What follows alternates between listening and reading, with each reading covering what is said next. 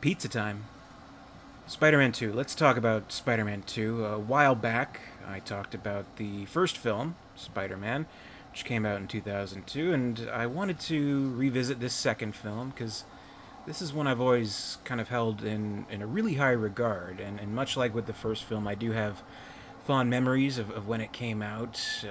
Again, this is 2004, so it's still in this time. I mean, with 2002 with the first film, 2 years later with this one, still wasn't a superhero movie every week, like it is today. So it still was kind of a special thing to see a new superhero film. And of course, after the success of the first film and mostly a positive response to it, a lot of people were excited for this sequel, see what they could do next.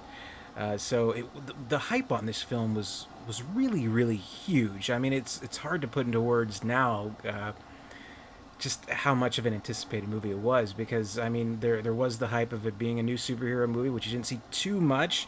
New Spider-Man movie, but this one was kind of different because in addition to that excitement from fans and just it being kind of this big summer blockbuster that you look forward to, the strange thing was that this movie was a critical darling. I mean, like the reviews of the movie, like when leading up to its release, they were just almost unusually positive for this kind of movie. So the critics were like hailing it as like one of the best superhero movies ever made. So I mean that all added to the excitement of seeing it. And I can say at the time it didn't let down. It was an incredible movie to see, and watching it again today in 2020, I think it still holds up quite well. I do still think it is one of the best superhero movies ever made, one of the best sequels ever made, one of the best Spider-Man movies, if not the best. I know a lot of people really love Spider-Man Into the Spider-Verse, the recent animated film, which is also a terrific movie. But I mean, if we can narrow it down for argument's sake, let's say this is the best live-action Spider-Man movie, if we can say that. So it's a really special movie, I think, and I think it's as good as it is because of all these kinds of movies. It still feels to me like it's really the only superhero movie that's actually about something. Uh, by which I mean, like, when you think of the superhero movies, pick any. I mean, they're always kind of about these big plots, and you can kind of always relate it to the villain and the villain scheme, things like that. Like the Avengers, they have to stop Thanos from snapping and making half the world disappear. Batman has to stop the Joker from creating chaos in Gotham City, and that's kind of what you think of when you think of the plot of those movies. But with this one, really what it's about is Peter Parker dealing with his alter ego of Spider-Man and kind of struggling with whether he wants to be a superhero movie or not. I mean, that's really what the movie's about. The Spider-Man No More plot from the comics. And of course, there's a villain. There's a terrific villain, a great villain in Doctor Octopus, played by Alfred Molina, um, with some fantastic action scenes with him as well. But I mean, when you get to the heart of the movie, it is about this character of Peter Parker and being Spider-Man and the conflict he has with the duality of being a real person and a superhero at the same time. And of course, I mean that's something that superhero movies deal with, but this one I think is very much sincere in doing it and just unmatched in how effective it is in playing with those themes, because you do really feel empathy for the character. They go to great lengths to make this a character that you can see as a real person, as like the kid next door. I mean, he's struggling with school, with work, with money, trying to balance everything in his life, and the relationships in his life. With his friends, his friendship with Harry Osborn, and of course his Aunt May, who he's struggling to keep into contact with because of his busy life. And of course, Mary Jane Watson, the core kind of relationship in this movie, where he's still kind of trying to define what she means to him and what he wants to be to her. And it is this, star-crossed romance kind of movie, and I think that's done really well too. And on top of all of this, he has the responsibilities of being Spider-Man and fighting crime and all that kind of stuff. So it's very dramatic in that sense, and I think it's just done so well. And there is drama in the movie that I think strikes really hard and really true. But I mean, obviously, not to say it doesn't have the patented the wonderful cheesiness and over the top elements that we become you know familiar with the Sam Raimi movies. I mean, there's so much over the top shit in this movie. It's like really fun. Like just there's extras in this movie that seem like they're right out of like an alien invasion B movie, like screaming into the camera and stuff, and even some kind of kooky. Uh, Classic Universal monster kind of vibes to it, and Evil Dead kind of vibes to it, like in the scene where Doctor Octopus is created, or like come to life in like the hospital with a chainsaw and all that kind of stuff, and all that's great. So it finds a great balance to all of that, to the cheesiness, to the true drama of the movie, and I think uh, this is a great achievement from Sam Raimi, who brought us, a great spectacle in the first film, but gave us something even more with this film. It's something even more, special, with still maintaining the same elements that we love from the first film. So it upped the game in every sense of the word. So I do think this is a superior sequel, and it certainly carries over a lot of the elements from that first story. Like there were a lot of things kind of left hanging. Like we have the Green Goblin being killed, Norman Osborn, played by Willem Dafoe in the first film, and his son Harry, played by James Franco. He comes to think that it was Spider-Man that killed him, when in fact he technically killed himself. Peter jumped out of the way, in the first movie. So he's out to get Spider-Man. It's consuming him, and Peter has to kind of deal with guilt there, and that his best friend basically hates him, and things like that, and of course with further guilt he feels about his Uncle Ben's death, and just keeping that kind of secret from his Aunt May, where he was technically responsible for letting that thief go from the wrestling match, right? So he could have stopped him, but he didn't, and that's something that kind of itches at him, at every day of his life. So I think that's really good that they didn't just kind of just leave that as a theme for the first movie. It kind of carries over into this one as well, and it helps the character all the more, I think, in developing and becoming someone who we can really have empathy for. And there's obviously there's a great scene in the movie, very dramatic, where he finally does tell Aunt May, and we think for a moment that Aunt May is gonna like be her usual nice self, like, oh Peter, it's fine. But no, it's like this really tense scene actually, where he's trying to like hold her hand, and she takes it away, and she doesn't say a word, and she just walks away, which is cool.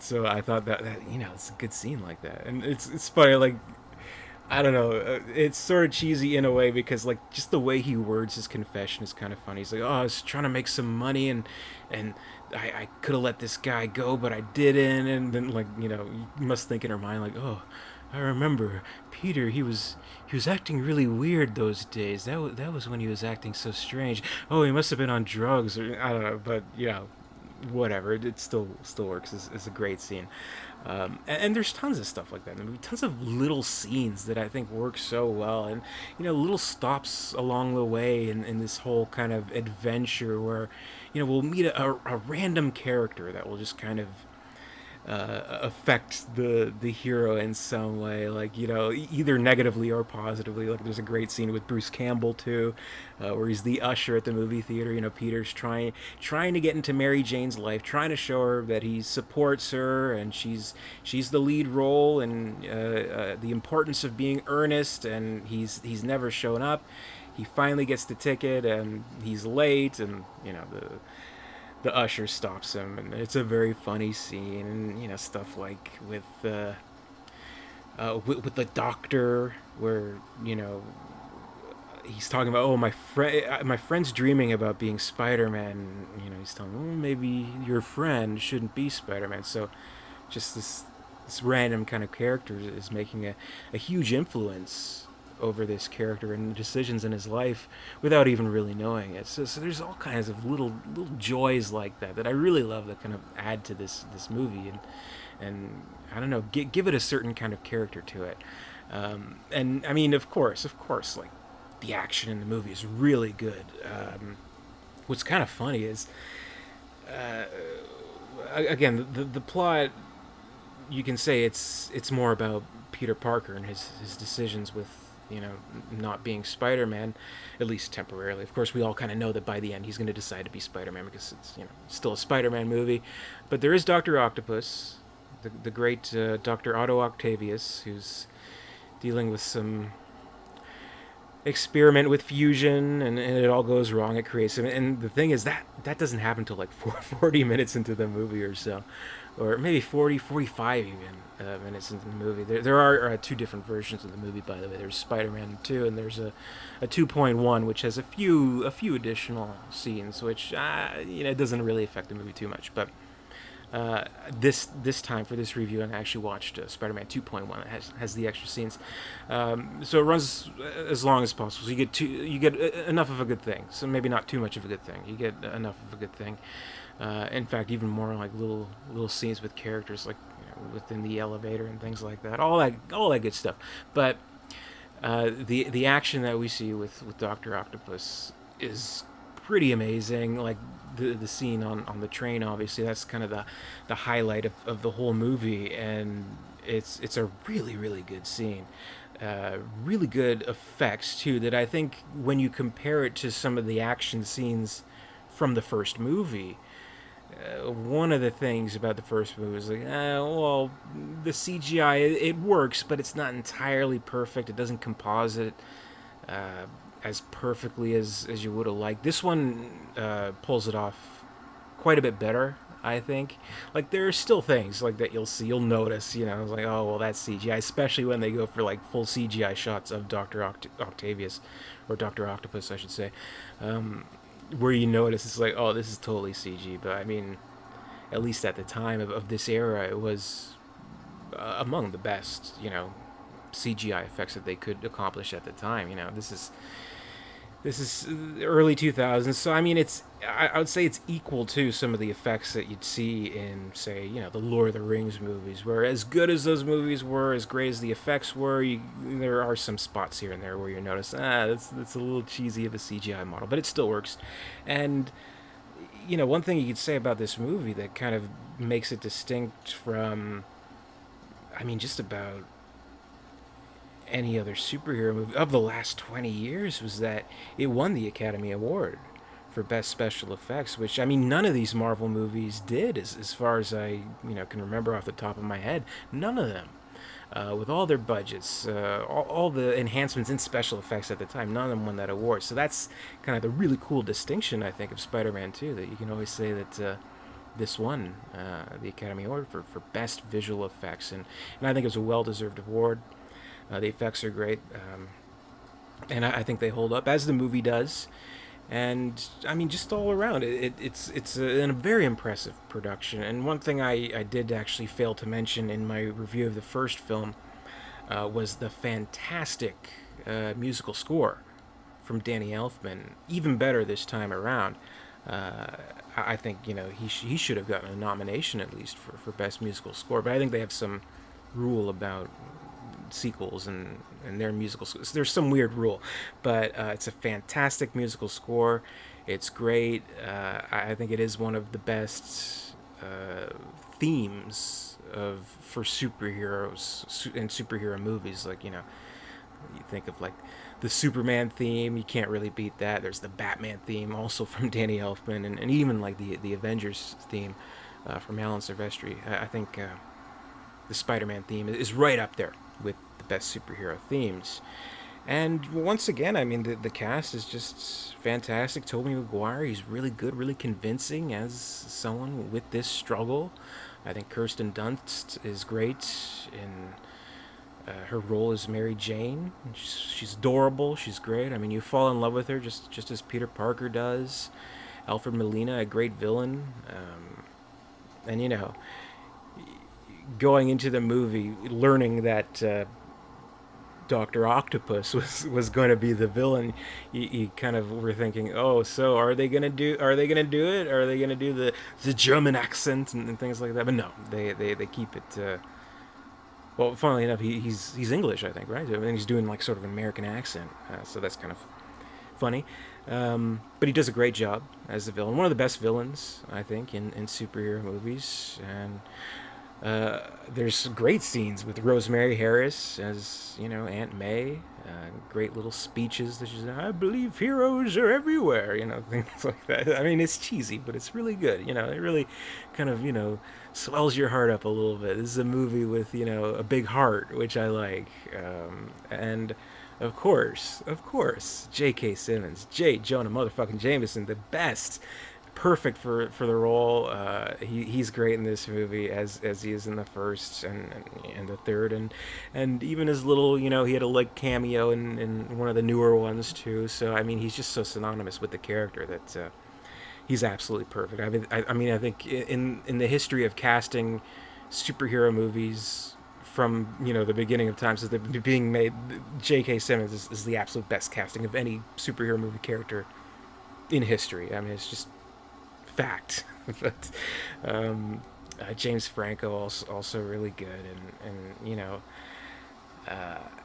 a lot of what it leaves us with is kind of a cliffhanger where we've kind of gotten over this part of the character where he is consumed by the need for vengeance, but then spoilers, the big twist of the movie is that well, not twist, but a big reveal is that he finally does find out. He kind of, you know, makes a deal with Dr. Octopus. And you get me a Spider-Man, and I want to kill him, and I'll get you all the unobtainium you want, or whatever it was, I forget.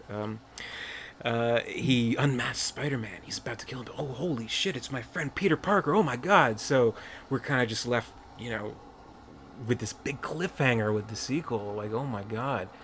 What's going to go on with those characters? Which is so great. And you know, obviously with the relationship with Peter and Mary Jane, we're kind of left with a cliffhanger on that. Like, will they kind of be able to stay together now that she finally knows as well? And all of that is ruined with the third film, which is a horrible movie that ruins everything. But that's a conversation for another day. Spider-Man 2, as it currently stands, just absolute tops. One of the best. I mean, this is kind of holds as an example as just the absolute best kind of superhero movie that can be made. You know, there are some that I prefer more. I mean, you know, I have my own preferences of movies, but like, if this is, you know, let's say something that the whole family could enjoy on different levels, right? I'd say this is, you know, cream of the crop for superhero movies. It has a heart and innocence to it that's extremely endearing, and, you know, fun and fancy free in a lot of ways. Really fun stuff, like, you know, pizza delivery action sequence and funny things like that. Eat your vegetables, kids. All that stuff. But it does have kind of a more mature edge where, you know, it is kind of this character study, which I think is unusual for a movie like this, I think. So, I mean, it can appeal to a more mature audience who are looking for, you know, character development and things like that. And as a Spider-Man movie, I think it's, you know, stands among the best. I mean, you know, there's always going to be things that not everyone will think serve the Spider-Man character as perfectly as it could or should. Like, if there's one complaint about the Tobey Maguire, Sam Raimi Spider-Man movies, is that he's not as quick-witted and kind of spouting out the one-liners as the comics do. Like, he's more of kind of this I don't want to say edgy, but just he has good one-liners. He's kind of smug and things like that. His funny lines and things like that, and you don't get too much of that out of this movie. Like, I mean, his most like famous line, air quote famous line, is like from the first movie. Like, "Are you in or are you out? You're the one that's out, Gobby. Out of your mind." That's so terrible. Well, maybe in this one, he throws a bag of coins at Doc Ock, and he said, "Here's your change." So, yeah, I don't know. Maybe it doesn't get that perfect, but I think it gets the duality very well, and gives us something special with the character. And Spider-Man, he's been exposed as much as any other of the high tier superhero movies, by which I guess you could say uh, Superman, Batman, and Spider-Man. Those are kind of three big ones. Uh, this one, I mean, they've explored him a lot, and they had kind of the more smug one-liners with the Andrew Garfields and things like that. And there's a lot of great stuff to the Tom Holland Spider-Man films. There are still people who say they haven't quite gotten Spider-Man right. Maybe it's not a problem with Spider-Man. Maybe they're just whining malcontents. Who knows? But I think this does a great service to the character, great service to comic book films in general. There are scenes in this movie where it does feel to be kind of like a cliched kind of thing to say, where it feels like a comic book come to life. It really does feel that way, especially in scenes like the very fun transitions that it makes between scenes. And there's stuff with Doc Ock where he's kind of monologuing to himself, where you can practically see the thought bubbles, and those great effects with the tentacles, which I think most parts they are practical, but in other parts they're CGI, and they all kind of have their own little personalities, and like they're telling him what to do, and you can just see it through the visuals. It's a very visual film, so I think it's a great accomplishment. What else can I say? Great movie. I love it. I think after all these years, it still holds up just perfectly. It is one of the best. So those are my thoughts on Spider-Man 2. If I have to, I might talk about Spider-Man 3 a little bit later. But for now, let's bask in the warm glow of this great movie. So Sam Raimi, Tobey Maguire, all the writing teams. The first film, it was written. It has a single writer, David Koepp. He wrote the first film, but this one we have at least like three writers with the film, I think. I'm not sure, but one of the writers who wrote the story was Michael Chabon, Pulitzer Prize winning writer. Literally wrote the book on comic books, so to speak. The Amazing Adventures of Cavalier and Clay. If you haven't read that, it's a fantastic book. Check that book out. I think a lot of his ideas weren't used, but I think I read that he had some pretty wacky ideas for the movie that never made it to fruition. But great job from the writers making this movie come to life. Great special effects, well worth getting that Academy Award. Great distinction for this movie. Great music, Danny Elfman. Great everything. I love it. So that's about it. Keep swinging. Pizza time over.